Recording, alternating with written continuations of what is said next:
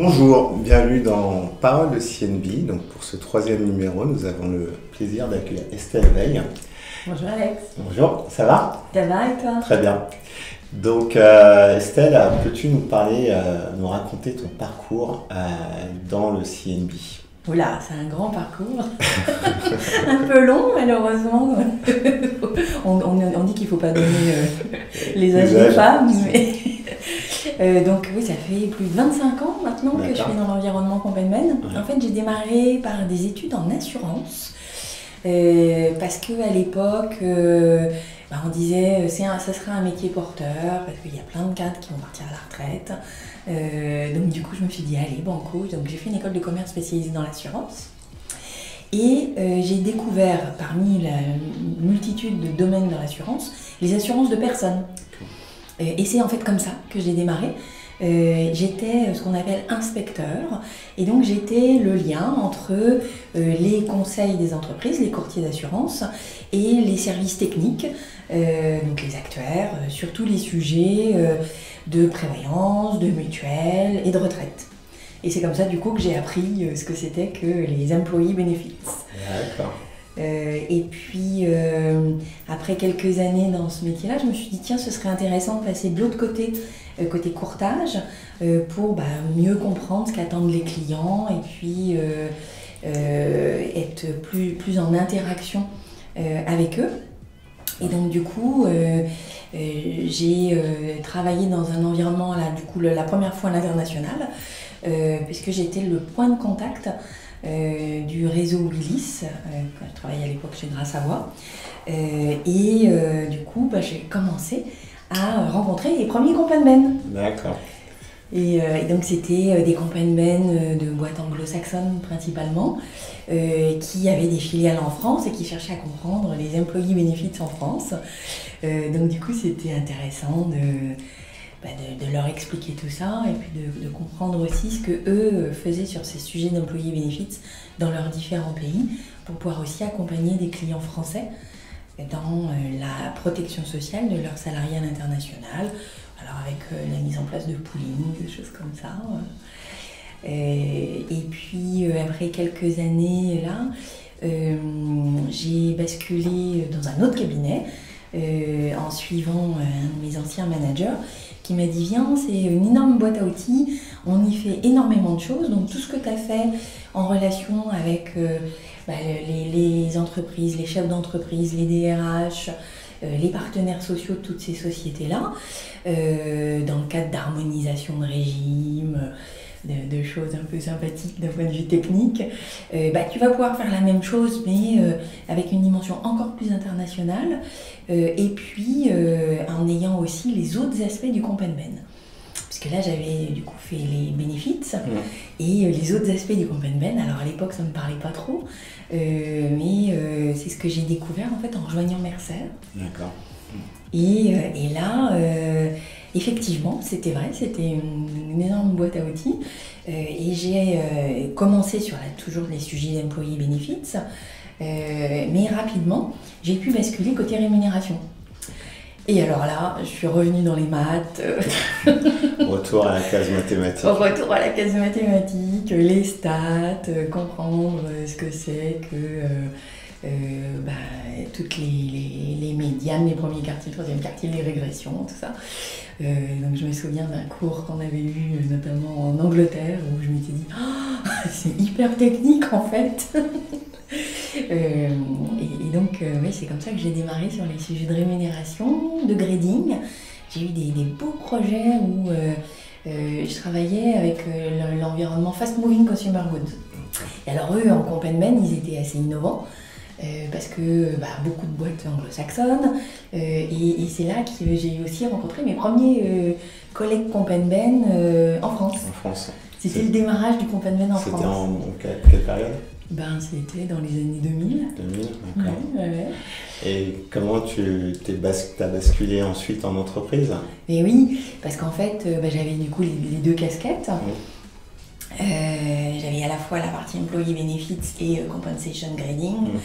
Et donc du coup, je suis rentrée dans un labo pharma.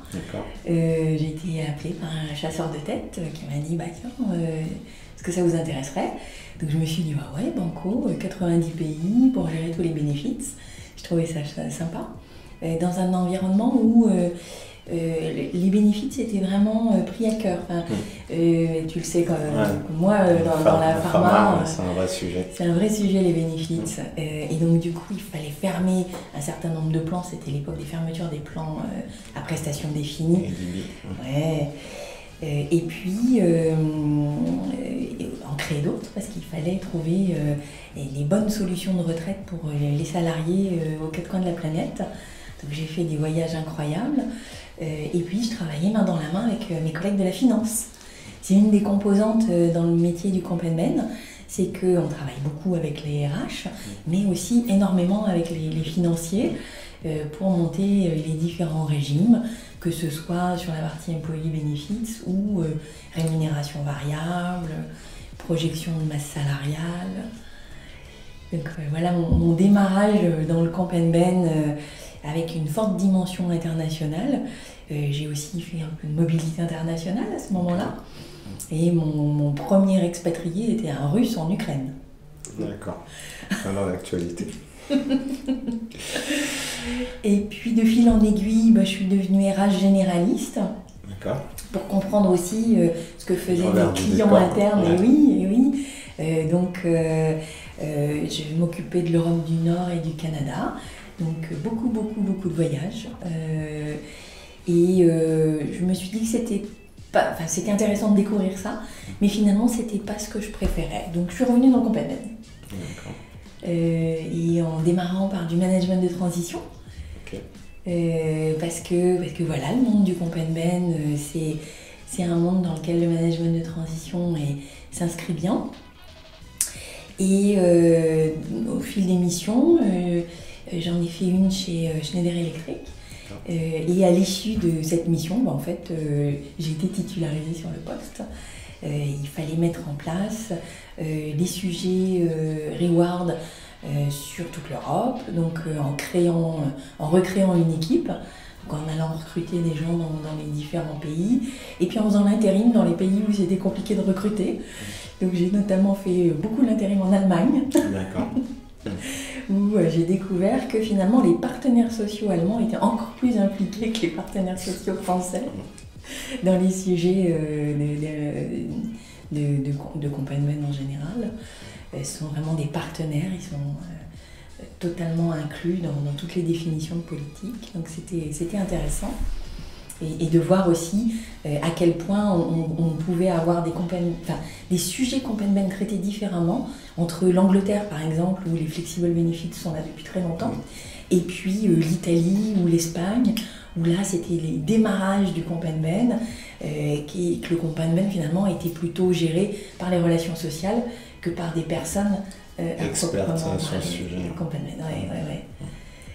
Donc intéressant de voir ces différences. Et puis plein de M&A avec des intégrations de régimes en protection sociale, des harmonisations de salary band pour définir une politique de rémunération harmonisée.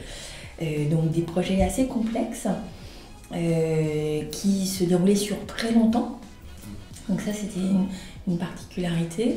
Là encore, beaucoup avec la direction, les partenaires sociaux, en grande interaction sur des sujets qui étaient au final assez politiques, notamment le sujet de la mutuelle interne, qui était quand même un sujet assez particulier, en co-gestion avec les partenaires sociaux, donc très, très intéressant.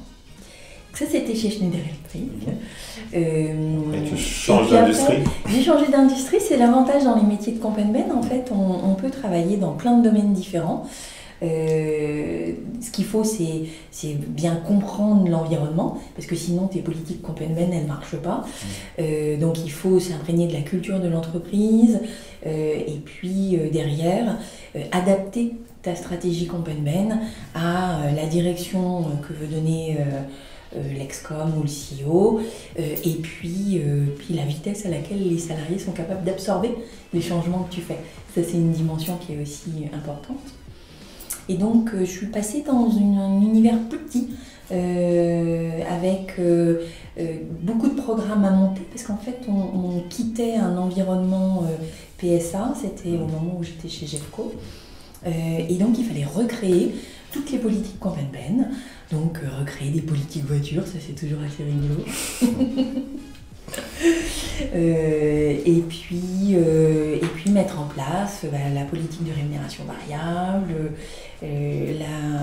mettre en place un plan de long-term incentive pour une boîte non cotée. Donc ça aussi c'est toujours intéressant comme projet, de façon à pouvoir mettre en place tous ces programmes dans les 48 pays d'implantation, avec des relais. Donc on travaillait vraiment main dans la main avec l'ensemble des relais RH dans ces différents pays, puisque dans cet environnement plus petit, il n'y avait pas forcément de Compenben dans le pays dédié. Donc là, on travaillait avec des RH généralistes. Et ces RH généralistes, l'enjeu, c'est de leur faire comprendre les sujets techniques du Compenben, de façon à ce qu'ils puissent être à l'aise pour l'expliquer auprès des collaborateurs dans les différents pays du globe. Donc ça aussi, une dimension intéressante. Et puis dernière expérience, donc une filiale à 70% de la SNCF, qui est Ulysse, pour là encore redéfinir les politiques Compenben et pouvoir les déployer dans les différents pays. Voilà un peu ça reste international, par contre chez Jeffco c'était plus petit, tu disais, là chez Keolis par contre c'est plus gros. Oui, 68 000 salariés. 68 000 collaborateurs. Donc, avec des dimensions intéressantes que je ne connaissais pas avant. En fait, dans le Compenben, je disais tout à l'heure qu'il faut s'adapter au type d'environnement dans lequel on est. Il faut aussi bien comprendre l'organisation de l'entreprise. Donc j'ai été dans des entreprises assez centralisées qui, quand elles achetaient une société, souhaitaient tout de suite harmoniser les régimes et faire en sorte que les salariés fassent vraiment partie de l'entreprise.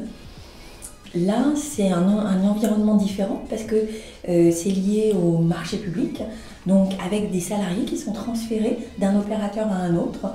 Donc tu peux avoir 2 000 à 3 000 salariés qui passent d'un opérateur à un autre en plug and play, en une fraction de seconde, à minuit pile, tac, paf, on fait la bascule. Et dans des marchés où il y a assez peu de marge.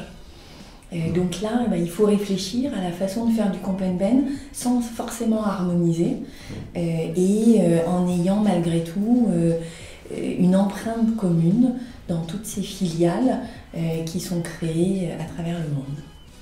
Okay. Voilà, c'est un peu long, je suis désolée, mais 25 ans, ça serait en 2 minutes. Estelle, alors comment pour toi le Compenben contribue à la création de valeur de l'entreprise ? Vaste programme. Vous n'avez pas 4 heures, vous avez 1 minute. C'est bientôt le bac. Alors, il y a plein d'angles par lesquels le Compenben contribue à la création de valeur de l'entreprise. Déjà, des bonnes politiques Compenben, normalement, elles vont faciliter le travail des collègues RH qui sont en charge du recrutement et de la gestion des talents, parce que si on a une politique Compenben adaptée, ça va permettre de valoriser la marque employeur, d'attirer les candidats et de les retenir dans l'entreprise si on a les bons leviers par rapport aux attentes de ces candidats. Donc ça, c'est le premier point, c'est un volet vraiment RH, comment on peut interagir avec nos collègues RH pour la gestion des talents. Le deuxième volet, il va être plus financier parce que une bonne politique Compenben, ça va permettre d'optimiser les coûts.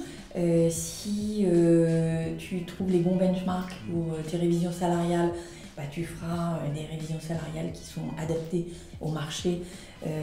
C'est pas toujours évident, ça paraît anecdotique comme ça, si on ne gère que le pays qu'on connaît bien, dans lequel on est implanté.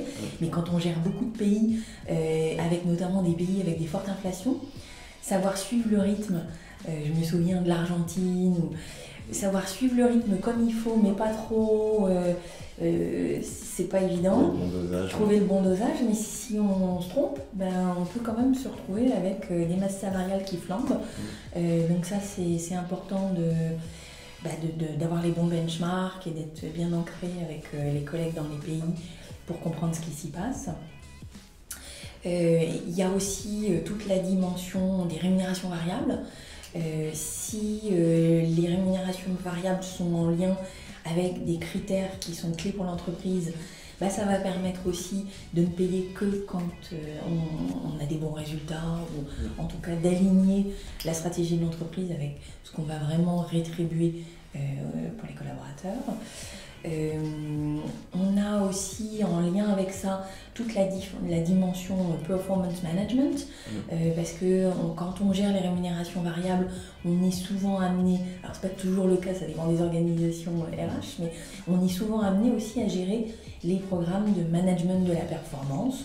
Donc à définir avec quelle régularité on suit la performance des collaborateurs et comment cette performance est en lien avec les priorités de l'entreprise. Et ça, c'est super important. Et là aussi, il faut bien comprendre la culture de la société, parce que y a des sociétés où faire une revue annuelle, c'est amplement suffisant, parce que c'est ancré. Et puis derrière, on connecte la rémunération variable comme ça. Et puis, il y a d'autres sociétés qui vont être peut-être plus agiles, plus dynamiques, qui vont dire, moi, une fois par an, ça ne va pas. J'ai déjà fait changer le cap du navire dans le courant de l'année. Donc il faut pouvoir être plus agile dans la définition des priorités qui sont cascadées aux collaborateurs. Et donc derrière, trouver les programmes de gestion de la performance avec par exemple les programmes de Continuous Performance Management plutôt que de la performance annuelle. Donc vraiment cascader les priorités de la société. Et ça, je pense que ça peut être vraiment puissant si c'est bien fait. Ensuite, dans les programmes Compainment, on peut inclure plein de trucs. On peut inclure du RSE. Par exemple, quand j'étais chez Schneider était pionnier sur des sujets de RSE. Et donc du coup, on avait ces enjeux RSE à l'intérieur de l'intéressement, du programme d'intéressement, mais on l'avait aussi dans nos sujets politique voiture. Donc je me souviens, à l'époque, on avait, par notre loueur, fait des essais de toutes les nouvelles voitures qui arrivaient sur le marché en véhicules électriques, hybrides, et c'était il y a plus de 10 ans. Ah, je me rappelle des bornes de recharge à Rennes-Maison. Ouais. Donc ça, c'est vraiment en lien avec la stratégie de l'entreprise, et donc pour pouvoir montrer à des clients externes que c'est important pour l'entreprise, ça doit aussi se refléter dans ce qu'on fait pour les salariés. Tout à fait. Donc toute cette dimension développement durable, RSE, égalité homme-femme, tout ça, ça peut s'incarner à l'intérieur de programmes Compainment. Estelle, tu as eu un très beau parcours en CNB, tu as vu aussi la fonction évoluer, beaucoup depuis la naissance de la fonction. Comment tu vois la fonction dans 10 ans? En 2032, qu'est-ce qui fera le ou la CNB? Ça me paraissait super loin, 2032, quand tu poses la question comme ça. Mais en fait, c'est vrai que c'est demain, à l'échelle de politique groupe. J'ai l'impression que les choses se sont beaucoup accélérées là, ces derniers mois. Et les salariés se sont posés pas mal de questions sur ce qu'ils attendent de leur environnement professionnel. Et ils attendent beaucoup plus de flexibilité de la part de leur employeur, de façon à s'adapter à leurs attentes à eux. On est dans un marché où pratiquement partout dans le monde, ce sont les candidats qui sont plutôt en position de force. Et donc on voit quand on regarde les annonces que maintenant de plus en plus de sociétés commencent à lister des choses qui vont au-delà de tout ce qu'on a listé jusqu'à présent, qui vont être autour du bien-être au travail, de la prise en compte des problématiques familiales, donc les prises en compte, les places en crèche par exemple dans les grandes agglomérations, accepter que les personnes soient en travail partagé entre la maison et le bureau, qui viennent travailler en vélo. Donc tous ces sujets-là sont des sujets qui doivent être pris en compte. Et à mon avis, on ne peut pas faire du Compenben sans s'ouvrir à ces nouvelles dimensions. Et tout à l'heure, on parlait des sujets de performance. Je suis intimement convaincue qu'on ne pourra plus passer à côté de tout ce qui est reconnaissance au travail. Parce que les nouvelles générations, mais aussi finalement nous, on aime avoir un feedback régulier sur ce qu'on fait, et pas forcément que de son manager, d'avoir des reconnaissances plus larges, c'est important. Donc je pense que le Compenben de 2032, il y aura toujours un socle, parce qu'on continuera d'avoir un salaire de base, mais il faudra le faire évoluer de manière plus agile et en prenant plus en compte les vraies attentes des salariés. Alors, nous avons lancé chez MCA une offre de CNB à temps partagé et de CNB de transition. Qu'est-ce que tu penses de cette idée de complément de ressources ? Je trouve que c'est une super idée. Parce que ça peut convenir à tout type d'entreprise. Les entreprises qui n'ont pas de Compenben, pour pouvoir aider les RH généralistes à mettre en œuvre un certain nombre de projets qui sont quand même des projets assez compliqués, c'est souvent complexe. Donc c'est un vrai support projet, mais ça peut aussi être des Compenben qui ont besoin de ressources supplémentaires pour déployer, je sais pas, du grading, de la politique de rémunération variable, pour les commerciaux, pour les managers. Donc moi je suis persuadée que c'est une super idée. Donc Estelle, tu es en train de te former à un nouveau rôle, celui d'administrateur. Est-ce que tu peux nous expliquer un petit peu de quoi il s'agit et pourquoi tu as décidé d'aller vers ce rôle ? Effectivement, en fait, j'ai travaillé à plusieurs reprises dans mon parcours sur la préparation des comités rémunération. Là, dans mon expérience chez Keolis, je suis secrétaire du comité des rémunérations, ce qui me permet d'être en interaction avec la présidente du comité des rémunérations, avec notre CEO, bien sûr notre DRH, et puis les autres représentants des actionnaires, pour essayer de travailler ensemble sur notamment des mécanismes de rémunération variable qui allient la partie résultat qu'ils attendent et la partie alignement avec les marchés dans les différents pays d'implantation. Et ça m'a paru super intéressant d'avoir cette dimension stratégique et derrière de pouvoir voir les autres aspects, pas que le comité des rémunérations. Et donc je me suis dit, se former pour devenir administratrice, et afin d'être administratrice indépendante dans des boards, ce serait passionnant et c'est ce que je suis en train de faire. Estelle, en quelques mots, comment tu définirais la fonction de CNB ? Vaste sujet. Pour moi, le CNB, c'est un couteau suisse. Parce qu'en fait, il faut savoir manipuler les chiffres, Excel, parler avec les financiers. Il faut savoir retranscrire tout ça en langage plus RH et s'adapter au sujet de gestion des talents, d'attractivité. Et puis surtout, il faut réussir à transformer des sujets complexes en sujets faciles à comprendre pour les destinataires finaux qui sont les salariés et qui puissent comprendre que l'entreprise fait plein de belles choses pour eux. Et donc ça nécessite d'avoir à la fois des compétences un peu mathématiques quand même. On en revient toujours aux maths. On en revient toujours aux maths, mais aussi de communication, marketing social, pour vraiment permettre de valoriser tout ce qui est fait. D'accord. Donc le CNB couteau suisse. Oui. Merci Estelle. Merci Alexandre, à bientôt.